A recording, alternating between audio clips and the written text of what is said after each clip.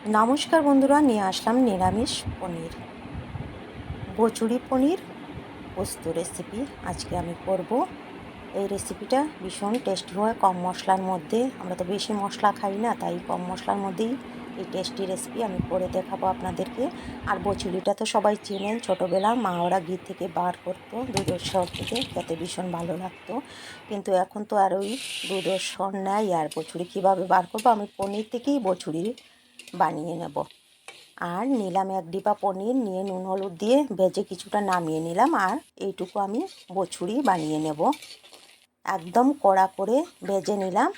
কামড়ে কামড়ে পড়বে সময় পুরো বছুরিই লাগবে খেতে। আর আলুগুলো এখন ভেজে নিলাম, বছুরিগুলো নামিয়ে তারপর দিলাম কড়াইয়ের মধ্যে পুরন দিয়ে ভেজে রাখা আলু আর পনিরগুলো দিয়ে দিলাম। সাথে নুন, হলুদ, জিরার গুঁড়ো আর সামান্য চিনি দিয়ে একটু ভেজে নিলাম। আর ভিজিয়ে রেখেছি আমি কটা এলাচ আর পোস্ত, এগুলো এখন পেস্ট করে পেস্টটা এটার উপরে দিয়ে দেব। আমি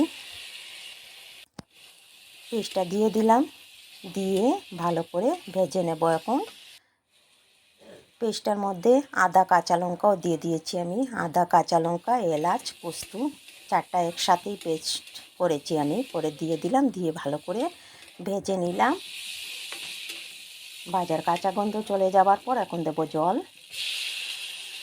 জলটা দিয়ে নাড়াচাড়া করে স্টিম কমিয়ে ফুটতে দেব ভালো করে, আলুগুলো যাতে বয়েল হয়ে যায়।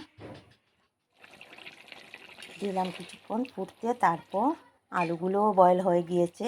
তেজপাতাটা ফেলে দেবো আমি, ভালো লাগছে না দেখতে, তাই এটা ফেলে দিলাম উঠিয়ে তেজপাতাটা। আর একটু নাড়াচাড়া করে এখন দেবো আমি গরম মশলা আর দেবো ঘি। ঘিটা দিয়ে দিলাম আর দিয়ে দেবো বছুরিগুলো ভেজে রাখা। 1 বাটি বছুরি দিয়ে দিলাম, দিয়ে এখন নাড়াচাড়া করে স্টিম কমিয়ে রেখে দেব। 1-2 মিনিট ফুটতে দেব। দেখেন 1-2 মিনিট পর ঢাকনাটা সরিয়ে নিলাম। রেডি হয়ে গেল আমার বছুরি পোস্ত পনির।